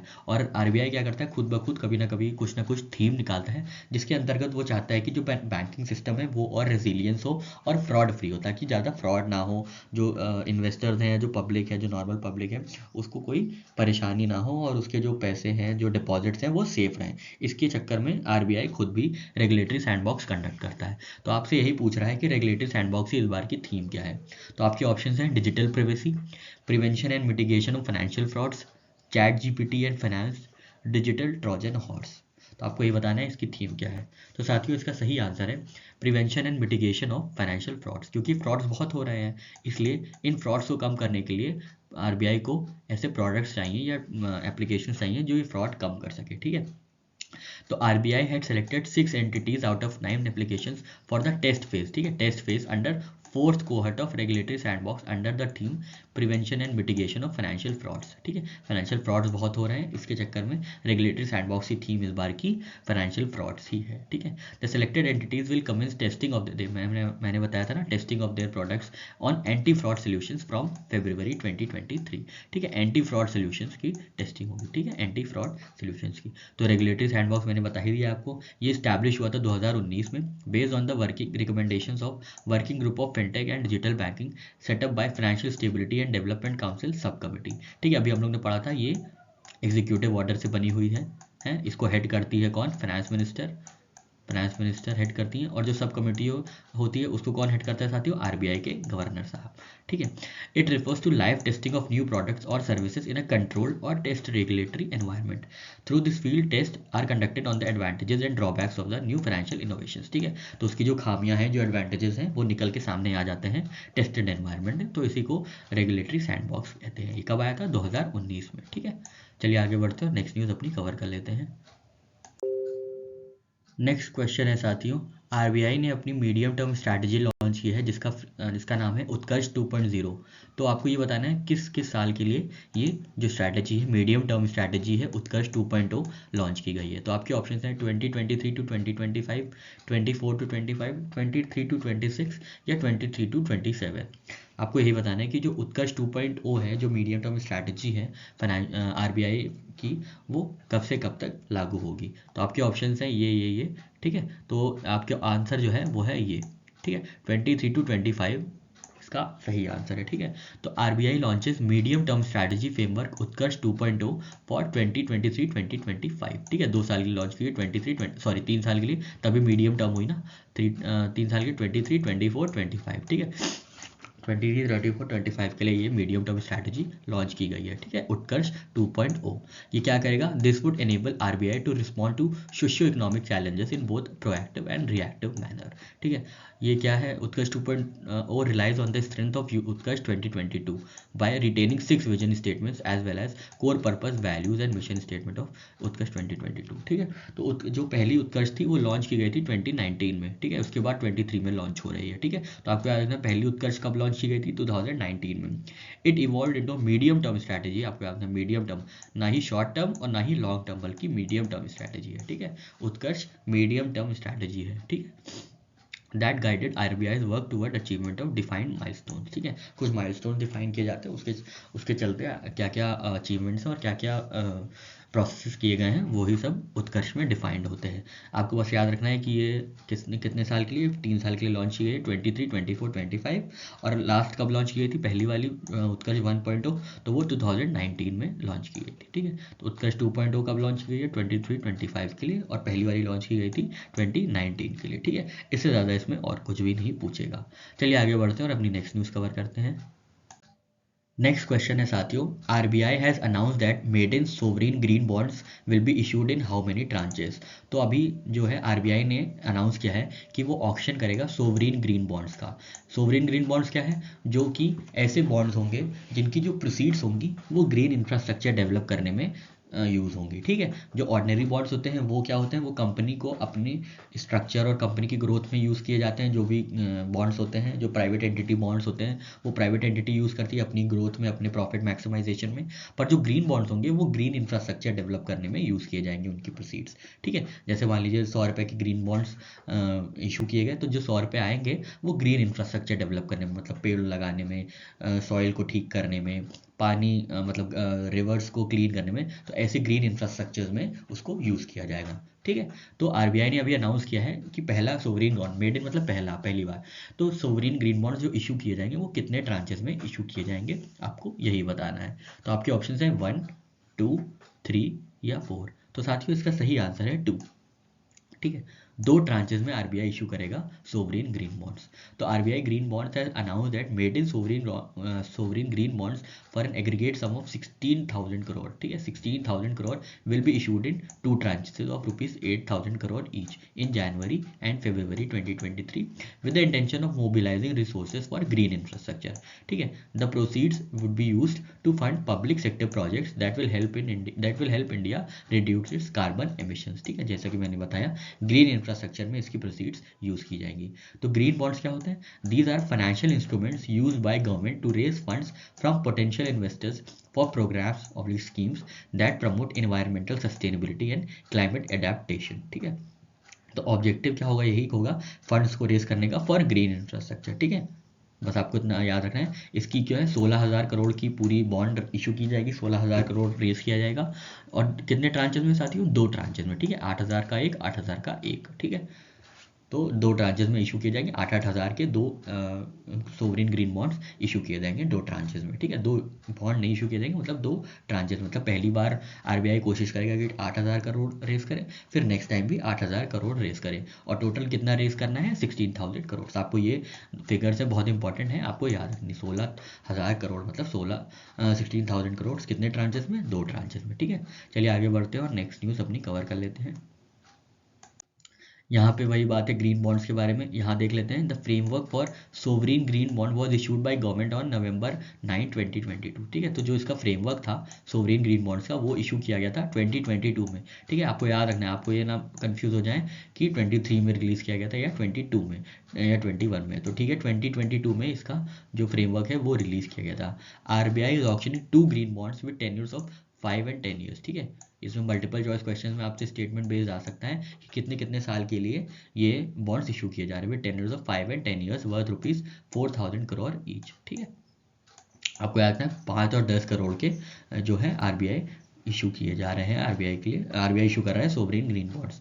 इन line with commitment to significantly reduce the carbon intensity of economy, union budget 2023, मतलब पिछले साल वाला जो यूनियन बजट था, made an announcement to issue sovereign green bonds. तो आपको याद है किस बजट में, 2022 के बजट में अनाउंस हुआ था, ठीक है। तो इसलिए 2022 में ही रेटिंग्स कह रहे हैं वो फ्रेमवर्क इनका जारी किया गया था, ठीक है। आशा करता हूँ आपको ये इन्फॉर्मेशन पसंद आई होगी। यहाँ पे हम लोग ने बेसिक्स अपना कंप्लीट कर लिया कि कौन से बजट में और कब ये लॉन्च हुआ था और कितने टेन्योर के लिए बॉन्ड्स इशू किए जाएंगे, ठीक है। चलिए आगे बढ़ते हैं और अपनी नेक्स्ट न्यूज़ कवर करते हैं। नेक्स्ट क्वेश्चन है साथियों, which of the following payment services gets RBI in principle nod for payment aggregator licence. तो पेमेंट एग्रीगेटर लाइसेंस का जो प्रिंसिपल नॉट है, इन प्रिंसिपल नॉट है, वो किस पेमेंट सर्विस को मिला है। तो आपके ऑप्शन हैं डाइकिन, सोनी, हिताची या वीआईपी। साथियों इसका सही आंसर है हिताची, ठीक है। हिताची को जो है Hitachi payment services gets RBI in principle nod for payment aggregator licence, ठीक है। तो पेमेंट एग्रीगेटर लाइसेंस का जो नॉट मिला है वो हिताची को मिला है, ठीक है, हिताची पेमेंट सर्विस को। अब देख लेते हैं पेमेंट एग्रीगेटर क्या होता है। Payment aggregator are entities that facilitate e commerce sites and merchants to accept various payment instruments from customers to complete payments, ठीक है। तो ये वही पेमेंट एंटिटीज़ होती हैं, जैसे आप फ्लिपकार्ट या अमेजोन पे कुछ ऑर्डर करके कुछ पेमेंट करना चाहते हैं, तब ये सर्विसेज सीन में आती हैं, ताकि आप बहुत ही रीडली और इजीली अपनी पेमेंट्स कंप्लीट कर पाए। तो ये पेमेंट एंटिटीज़ यही होते हैं, नाम से ही सजेस्ट कर रहा है कि पेमेंट एग्रीगेटर या पेमेंट एग्रीगेटर एंटिटीज़ कौन सी होती हैं। तो किसको मिला है साथियों, अभी हिट को, हिट मतलब हिताची को, ठीक है। तो हिट किया है पेमेंट सर्विसेज को, ठीक है, हिट किया है पेमेंट सर्विसेज को, पेमेंट एग्रीगेटर को हिट किया है, ठीक है। आप ऐसे याद रखेंगे कि हिट किया है पेमेंट एग्रीगेटर को, हिट किया है पेमेंट एग्रीगेटर को, ठीक है। हिट मतलब हिताची, पेमेंट एग्रीगेटर मतलब इनको इसका लाइसेंस मिला है। जैसे अभी हम लोगों ने देखा था कि सिस्टमेटिकली इंपॉर्टेंट बैंक्स कौन कौन से थे, हिज बैंक, ठीक है, हिज बैंक सिस्टमेटिकली इंपॉर्टेंट है, और ये किस पे एसेस होता है, लिक्स पे, ठीक है, लिक्स पे, LICS। क्या था साथियों, lack of readily available substitute, आई से था इंटरडिपेंडेंस, सी से था कॉम्प्लेक्सिटी और एस से था साइज। साइज क्या था साथियों, 2% ऑफ जीडीपी, तभी आपसे सिस्टमेटिकली इंपॉर्टेंट बैंक रिकॉग्नाइज होगा, ठीक है। और इसकी सिस्टमेटिकली इंपॉर्टेंट बैंक्स की रेगुलेशन कब आई थी, 2014 में इसको प्रोवाइड किया गया था, फ्रेमवर्क प्रोवाइड किया गया था बाय आरबीआई। 2015 में स्टेट बैंक को, 2016 में आईसीआईसीआई को और 2017 में एच को। देखा है साथियों, यहाँ पे हम लोग ने मुश्किल से 15 से 20 सेकंड में हम लोग ने वो सारी इन्फॉर्मेशन आराम से कवर कर ली with the help of tricks and tips. अब आप नहीं भूलेंगे कभी, ठीक है। और यहाँ पे पेमेंट एग्रीगेटर किसको हिट किया है, हिटाची को, ठीक है, तो हिटाची को हिट किया है। एक और चीज़ देख लेते हैं, तो रिकवरी का काम क्या होता है साथियों, महीन होता है ना। तो recovery option via third party agent किसका रेस्ट्रिक्शन हटाया है अभी, महिंद्रा एंड महिंद्रा सर्विसेज से ये रेस्ट्रिक्शन हटा है, क्योंकि रिकवरी काम महीन होता है। साथियों ऐसे चलते चलते हम लोग जो अभी याद किया है वो भी रिवाइज कर लेंगे, ताकि आराम से अच्छे से आपके दिमाग में बैठ जाए। चलिए आगे बढ़ते हैं और अपनी नेक्स्ट न्यूज़ कवर करते हैं। नेक्स्ट क्वेश्चन है साथियों, RBI shortlist how many global consultancy firms to use artificial intelligence machine learning to improve regulatory supervision, ठीक है। रेगुलेटरी सुपरविजन को इम्प्रूव करने के लिए आरबीआई ने कितनी ग्लोबल कंसल्टेंसी फर्म्स को रिक्रूट किया है। तो आपके ऑप्शन हैं 5, 6, 7 या 8। तो आपको याद रखना है 7, ठीक है, 7 जो ग्लोबल कंसल्टेंसी फर्म्स है उनको रिक्रूट किया गया है by RBI to improve regulatory supervision. ठीक है, तो आरबीआई है shortlisted 7 global consultancy firms to use artificial intelligence and machine learning for supervisory functions. ठीक है, दी शॉर्ट लिस्टेड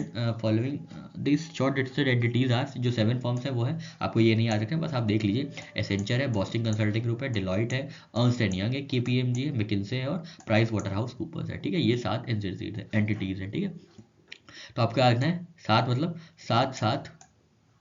सात देना है रेगुलेटरी सुपरविजन में। ठीक है, कितना साथ देना है? 7, 7 मतलब 7 मतलब 7 ग्लोबल कंसल्टेंसी। ठीक है, तो आरबीआई किसका साथ लेगा, किस में साथ लेगा, मतलब सॉरी, रेगुलेटरी सुपरविजन में। ठीक है, 7 आरबीआई किस में साथ लेगा, साथ लेगा 7 रेगुलेटरी सुपरविजन में, 7 मतलब 7। ठीक है, तो आप ऐसे याद रखेंगे कि 7 कंसल्टेंसी सर्विसेज हैं जिनकी मदद आरबीआई लेगा। ठीक है साथियों, आशा करता हूँ आपको ये ट्रिक पसंद आई होगी। चलिए आगे बढ़ते हैं और नेक्स्ट न्यूज़ अपनी कवर करते हैं। यहाँ पे एक और फाइनेंशियल एंटिटी है जिनको इन प्रिंसिपल अप्रूवल मिला है फॉर पेमेंट एग्रीगेटर। अभी हम लोगों ने देखा था ना, पेमेंट एग्रीगेटर को क्या हुआ था, हिट किया था। ठीक है, हिट मतलब हिताची को मिला था, यहाँ पे किसको मिला है, आपका क्वेश्चन यही है। तो RBI grants in principle approval for payment aggregator licence to डीजीफाई, कैश, डीजी कैश या एन कैश।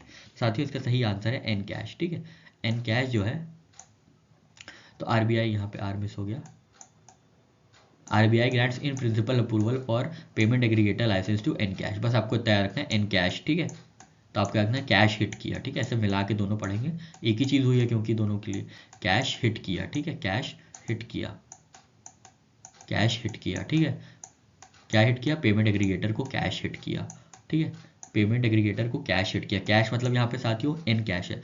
यहाँ पे देखिए मैंने ऑप्शन इसीलिए रखे थे ताकि थोड़ा सा कंफ्यूजिंग हो जाए, cash, DG cash, EnKash. तो आपको रखना एन कैश जो है वो हिट किया पेमेंट एग्रीगेटर को। ठीक है, हिट मतलब हिताची, तो हिताची और कैश, एन कैश को पेमेंट एग्रीगेटर का लाइसेंस मिला है। ठीक है, अभी हम लोगों ने देख ही लिया था कि पेमेंट एग्रीगेटर क्या होता है। जैसे ही आप कोई ई कॉमर्स साइट से अपनी पेमेंट कंप्लीट करते हैं तो उसमें ये काफ़ी हेल्पफुल होते हैं। ठीक है, तो यही है इसका मतलब पेमेंट एग्रीगेटर का। और किसको मिला है, यहाँ पे मिला है एन कैश को। ठीक है, तो कैश हिट किया पेमेंट एग्रीगेटर को, कैश मतलब एन कैश और हिट मतलब हिताची। ठीक है, आशा करता हूँ आपको ये ट्रिक पसंद आई होगी।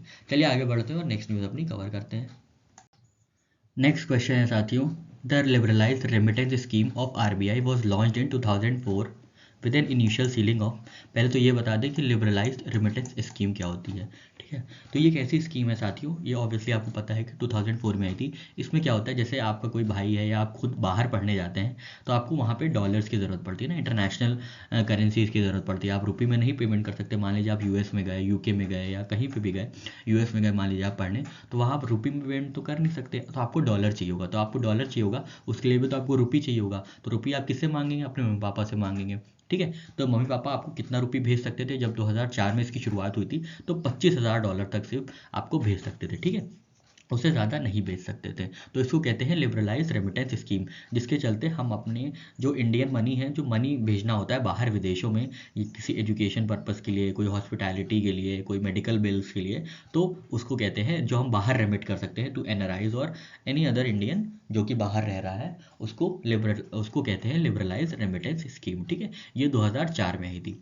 तो ये लिबरलाइज रेमिटेंस स्कीम है, ये दोनों पर्पज़ के लिए यूज़ हो सकती है। आप कैपिटल अकाउंट में भी यूज़ कर सकते हैं और आप करेंट अकाउंट में भी यूज़ कर सकते हैं। करेंट अकाउंट में आप ऑब्वियसली यूज़ कर सकते हैं, आप अपने बिल्स पेमेंट करने के लिए, आप कहीं बाहर हैं, आपका कोई भाई बाहर है, कोई जान पहचान में लोग बाहर हैं, तो आप उनको भेज सकते हैं ताकि वो अपने एजुकेशन बिल भर सकें, अपनी फ़ीस भर सकें, अपना मेडिकल बिल्स भर सकें। या तो आप करेंट कैपिटल अकाउंट में भी यूज़ कर सकते हैं, अगर आपको जैसे आपके कोई जान पहचान है, आपके कोई चाचा जी मामा जी हैं वो बाहर हैं, उन्हें पैसे चाहिए टू परचेज़ रियल एस्टेट या वहाँ पे शेयर्स खरीदने हैं, तो वो कैपिटल अकाउंट में भी ऐसे यूज़ किया जा सकता है। ठीक है, तो जो LRS स्कीम है वो दोनों ही चीज़ों के लिए यूज़ किया जा सकती हैं, सब्जेक्ट टू सर्टेन लिमिटेशंस। तो 2004 में जो थी लिमिट थी वो $25,000 थी, तो इसका सही आंसर है $25,000। जो इनिशियल सीलिंग थी वो $25,000 थी, और जो करंट लिमिट है वो है 2,50,000 ठीक है, $250,000, ठीक है।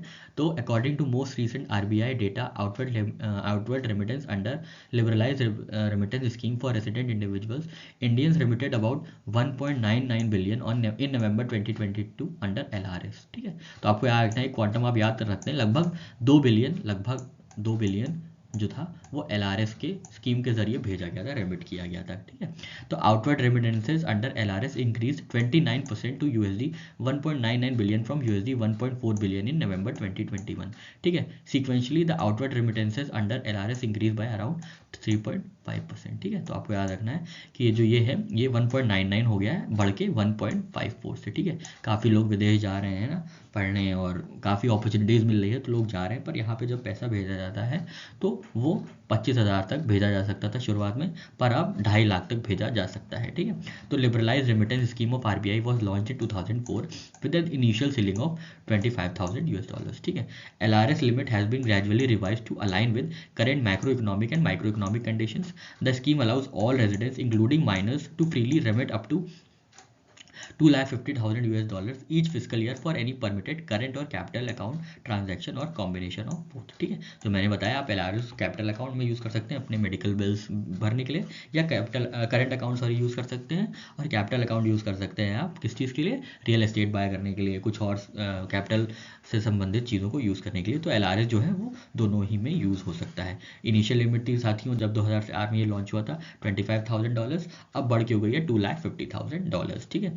इस बार का जो रेमिटेंस था वो था अराउंड 2 बिलियन, और 2021 जब नवंबर में था वो था अराउंड 1.5 बिलियन, ठीक है। 1.5 बिलियन से 2 बिलियन आ चुका है, ठीक है साथियों, यही आपको याद रखना है। और 3.5% की बढ़ोतरी हुई थी, ठीक है। याद रखना है आपको 3.5% की बढ़ोतरी हुई थी, ठीक है साथियों। चलिए आगे बढ़ते हैं और अपनी नेक्स्ट न्यूज़ कवर करते हैं। नेक्स्ट क्वेश्चन है साथियों, RBI ने अभी इशू किया था acquisition and holding of shares और voting rights in banking company direction. जब जैसे अभी हम लोगों ने देखा था ना पीछे कि जो 5% ज़्यादा वोटिंग होगी उसके लिए RBI की प्रायर अप्रूवल चाहिए होगी, तो उसी डायरेक्शन में एक और न्यूज़ थी जिसके बारे में ये क्वेश्चन है। तो which allowed promoters to hold how many percent from the current 15% of paid up share capital और voting rights of a bank, ठीक है। तो प्रमोटर्स को कितना, अब प्रमोटर्स बैंक में कितना होल्ड कर सकते हैं आपको ये बताना है। पहले 15% होल्ड कर सकते थे, अब इस डायरेक्शन के मुताबिक वो बढ़ के कितना हो गया है, आपका क्वेश्चन यही है। और आपके ऑप्शन है 23%, 26%, 29% या 25%। तो साथियों इसका सही आंसर है 26%, ठीक है, 26%। The RBI of India issued acquisition and holding of shares or voting rights in banking company directions which allowed promoters to hold 26% from the current 15%, ठीक है। तो आपको करंट भी याद रखना है और आपको पुराना भी याद रखना है। 15% से बढ़ा के 26% हो गया है after completion of 15 years from the commencement of its business. The increase in the cap on promoters stakes is based upon internal working group recommendation in 2021। तो बस आपको याद रखना है कि जो प्रमोटर्स की जो होल्डिंग होगी वो अब 26% तक हो सकती है, अब फ्रॉम 15%, बस आपको इतना याद रखना है, ठीक है। इससे ज़्यादा इसमें कुछ नहीं पूछेगा, और इससे अगर पूछेगा तो आपको बताना है कि ये बैंकिंग रेगुलेशन एक्ट 1939 के अकॉर्डिंग ये अंडर ये इशू किया गया था ये डायरेक्टिव, ठीक है। तो 15 से प्रमोटर्स कितना होल्ड करेंगे, प्रमोटर्स होल्ड करेंगे 15 से बढ़ा के 26% तक, आप 26% तक होल्ड कर सकते हैं। प्रायर अप्रूवल कब चाहिए होगी साथियों, जब वोटिंग राइट्स 5% से ज़्यादा होंगे, है ना, ठीक है। During the period prior to completion of 15 years, the promoters of banking companies are allowed to hold a higher percentage of shareholding as part of licensing conditions or as a part of shareholding dilution plan submitted by banking company and approved by RBI, ठीक है। तो बस आपको खैर इतना याद रखना है कि 15% से बढ़ा के प्रमोटर्स की जो कैपिटल पेड अप कैपिटल है वो 15% से बढ़ा के 26% तक की कर दी गई है, ठीक है। बस आपको इतना याद रखना है। चलिए आगे बढ़ते हैं, अपनी नेक्स्ट न्यूज़ कवर कर लेते हैं जल्दी से। नेक्स्ट न्यूज़ है साथियों, which of the following has received approval from RBI for its wholly owned subsidiary to operate as account aggregator in NBFC segment, ठीक है। तो NBFC अकाउंट एग्रीगेटर का जो लाइसेंस है वो किसको मिला है, तो आपके ऑप्शन है Bajaj alliance, Muthoot trust, Franklin Templeton या प्रोटियन ई गवर्नेंस। तो साथियों इसका सही आंसर है प्रोटियन ई गवर्नेंस, ठीक है, ये इनको मिला है RBI not for AA license under NBFC, ठीक है। Protean's e-government technology limited has received approval from RBI for its wholly owned subsidiary to operate as an account aggregator with an NBFC AA certificate, ठीक है। अब account aggregator क्या होता है? This is a type of RBI regulated entity that helps an individually to securely and digitally access and share information from one financial institution they have an account with another to any other regulated financial institutions. Data cannot be shared with the consent of individual. तो account aggregator यही है कि आपकी कोई information या कोई आपकी जो चीज़ें हैं, इन्फॉर्मेशन है, वो शेयर कर सकते हैं आपस में, मतलब वो डेटा कंसेंट ही लेंगे, उससे पहले नहीं शेयर करेंगे। तो आपको किसी डेटा को शेयर करनी है अगर कंसेंट है, तो अकाउंट एग्रीगेटर बहुत ही सेफली और सिक्योरली ये जो डेटा है वो दूसरे को ट्रांसफ़र कर सकते हैं, दूसरे फाइनेंशियल इंस्टीट्यूशंस को। तो इसमें किसको एग्रीगेटर, इसको लाइसेंस किसको मिला है? प्रोटीन को लाइसेंस मिला है। याद रखेंगे, प्रोटीन को लाइसेंस मिला है NBFC के लिए, ठीक है। प्रोटीन को लाइसेंस मिला है NBFC के लिए, ठीक है। NBFC को किसके लिए लाइसेंस मिला है? प्रोटीन के लिए। प्रोटीन मतलब प्रोटीन ई-गवर्नेंस टेक्नोलॉजी, ठीक है। आशा करता हूँ आपको ये ट्रिक समझ में आई होगी। NBFC बढ़ेगा प्रोटीन से, ठीक है। NBFC बढ़ेगा प्रोटीन खाने से। प्रोटीन मतलब प्रोटीन प्रोटीन ई-गवर्नेंस टेक्नोलॉजी, ठीक है। बस आपको इतना याद रखना है। चलिए आगे बढ़ते हैं और नेक्स्ट न्यूज़ अपनी कवर कर लेते हैं। नेक्स्ट क्वेश्चन है साथियों, RBI extended deadline for banks to complete the process of renewal of agreements for existing safe deposit locker holders by from January 1, 2023। तो जनवरी 1, 2023 से सेफ डिपॉजिट लॉकर के लिए जो डेडलाइन है वो कब तक इंक्रीज कर दी गई है, आपको यही बताना है। आपके ऑप्शन है दिसंबर 31, नवंबर 31, अक्टूबर 31 या जुलाई 31, ठीक है। तो साथियों जल्दी से देख लेते हैं, इसका सही आंसर है दिसंबर 31, ठीक है। तो जो सेफ्टी डिपॉजिट लॉकर है वो दिसंबर 31 तक आपको मतलब बैंक्स को इसको रिवाइज करके सबको बता देना है, उनके कस्टमर्स को, कि जो जो रिक्वायरमेंट्स है या जो जो अपडेशन हुई है सेफ डिपॉजिट लॉकर होल्डर्स के लिए, ठीक है। तो आपको याद रखना है कब तक करना है ये, 31 दिसंबर 2023 तक, ठीक है। तो डी से डिपॉजिट है और डी से दिसंबर है, तो आपको ऐसे याद रखना है कि जो सेफ डिपॉजिट लॉकर है उनके जो कंप्लीट करना है उस प्रोसेस को, वो दिसंबर 31 तक करना है, ठीक है। डी से डिपॉजिट और डी से दिसंबर। ये कब से बढ़ा है? जनवरी 1 से बढ़ाकर दिसंबर 31 तक कर दिया गया है, ठीक है। तो आप याद रखेंगे डी से दिसंबर और डी से डिपॉजिट, ठीक है। आशा करता हूँ आपको ये ट्रिक पसंद आई होगी।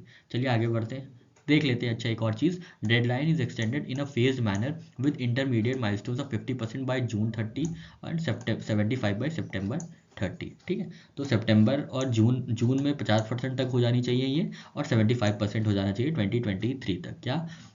Renewal of agreements for existing safe deposit locker holders, ठीक है। और सेफ डिपॉजिट से है मतलब दिसंबर 31 इसकी डेडलाइन है, ठीक है। चलिए आगे बढ़ते हैं और नेक्स्ट न्यूज़ अपनी कवर कर लेते हैं। नेक्स्ट यूज है साथियों, RBI in exercise of its power section 35A and 36 section 1 clause A of banking regulation act 1941 directed SBM bank to stop all transactions under. तो RBI ने अपनी बैंकिंग रेगुलेशन एक्ट का use करते हुए SBM bank को direct किया है कौन से फाइनेंशियल ट्रांजैक्शंस रोकने के लिए। तो आपके ऑप्शन है liberalise remittance scheme, deposit scheme, Kaza scheme या ये फिक्स डिपॉजिट स्कीम। तो आपको यही बताना है SBM को कौन सी फाइनेंशियल एक्टिविटी रोकने के लिए कहा गया है। तो आपके ऑप्शन ये थे और आपका आंसर है लिबरलाइज रेमिटेंस स्कीम, ठीक है। लिबरलाइज रेमिटेंस स्कीम अब SBM बैंक नहीं यूज़ कर सकता है, ठीक है। The decision has been taken due to certain material supervisory concerns observed in the bank. कुछ इन्होंने किया है जो पसंद नहीं आया है RBI को रिलेटेड टू फाइनेंशियल सर्विसेज, जिसकी वजह से लिबरलाइज रेमिटेंस स्कीम जो है इनकी रोक लगा दी गई है अभी के लिए, ठीक है। किसकी? SBM बैंक की, ठीक है। SBM बैंक क्या है साथियों? स्टेट बैंक ऑफ मॉरिशस, ठीक है। मॉरिशस, ठीक है। आपको याद रखना है SBM कौन है? State Bank of Mauritius. मॉस है, आप याद रखिएगा कि अब माँ रेमिट नहीं कर पा रही अपने बच्चे को पैसा, ठीक है। लिबरलाइज एक्सचेंज स्कीम के अंतर्गत माँ रेमिट नहीं कर पा रही पैसा अपने बच्चे को, ठीक है। माँ से आप याद रखिए मॉरिशस बैंक के ऊपर लिबरलाइज एक्सचेंज रेट वाली लिबरलाइज रेमिटेंस स्कीम, सॉरी बार बार एक्सचेंज निकल रहा है, लिबरलाइज रेमिटेंस स्कीम नहीं यूज़ कर पा रही है, ठीक है। कौन नहीं यूज़ कर पा रही है? माँ। कौन? मतलब SBM, state Bank of Mauritius, ठीक है। तो RBI ने अपने बैंकिंग डायरेक्शंस के बैंकिंग रेगुलेशन एक्ट के अंतर्गत ये SBM की ये फैसिलिटी रोक दी है, ठीक है। कौन सी फैसिलिटी रोक दी है? माँ अब लिबरलाइज रेमिटेंस स्कीम का यूज़ नहीं कर पाएगी, ठीक है। कौन नहीं यूज़ कर पाएगी? माँ। माँ मतलब मॉरिशस, मॉरिशस मतलब SBM बैंक, ठीक है, आशा करता हूँ आपको ये ट्रिक पसंद आई होगी। ठीक है, इसका आंसर है लिबरलाइज रेमिटेंस स्कीम। ठीक है, माँ अपने बच्चे को लिबरलाइज रेमिटेंस स्कीम की वजह से पैसे नहीं भेज पाएगी। ठीक है, माँ मतलब स्टेट बैंक ऑफ मॉरिशस। ठीक है साथियों, चलिए आगे बढ़ते हैं और नेक्स्ट न्यूज़ अपनी कवर करते हैं।